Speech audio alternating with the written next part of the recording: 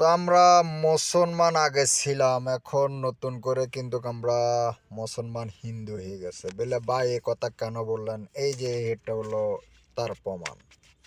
এইটা 20টা টাকা হলো তার প্রমাণ। কারণ এটা ওনাকে তো, এই ভদ্রলোকরে তো আপনারা চিনেন। তো এই ভদ্রলোক আমাদের দেশে যারা আগে যে সরকার শাসন করেছে ওনার আমলের টাকা।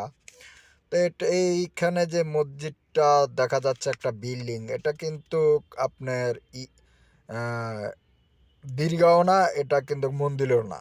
এটা একটা ভালো জিনিস, আর অপর পিঠও একটা ভালো জিনিস। তো এখন আমাদের ছাত্র ভাইরা যে নতুন করে দেশ স্বাধীন করেছে, এটার হলো এই চিত্র। তো এই জন্য আমি ভিডিওটার ভিতরে বলেছি যে আগে আমরা মুসলমান ছিলাম, এখন হলাম আমরা হিন্দু।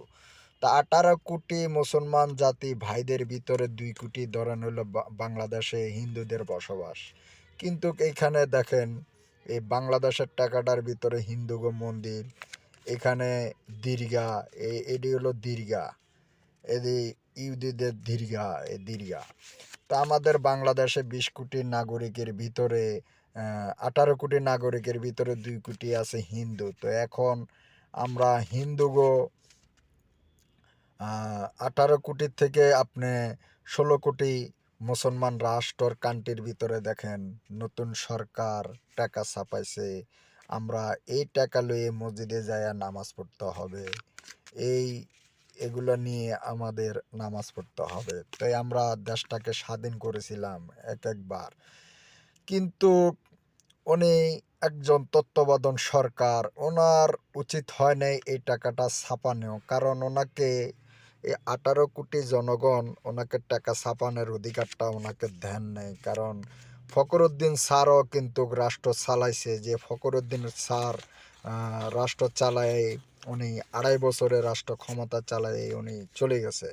তো 2.5 বছরেও কিন্তু ফখরুদ্দিন স্যার এরকম টাকা ছাপায় নাই, এরকম টাকা ছাপায় নাই। তো উনি একজন এই যে সরকার এখন আমাদের বাংলাদেশে আছে, ওনার নাম হলো ডাক্তার ইউনূস। তো ওনাকে 16 কোটি নাগরিকের ভিতরে অনেক কোটি নাগরিক ওনার বিপক্ষে।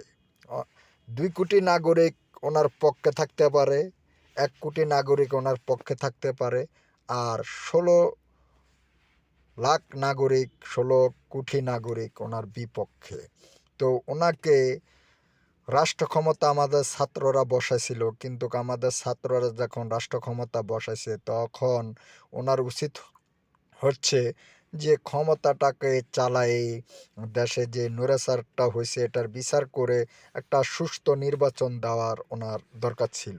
কিন্তু উনি যে আমাদের 16 কোটি নাগরিকের ক্ষতি করলো, এই যে টাকাটা ছাপায়া মুসলমান কান্ট্রির ভিতরে টাকাটা ছাপায়া উনি যে ক্ষতি করলো, তো এই ক্ষতিটা ওনার পক্ষে আপনাদের কাছে কেমন লাগলো? আমার কাছে ভালো লাগলো না।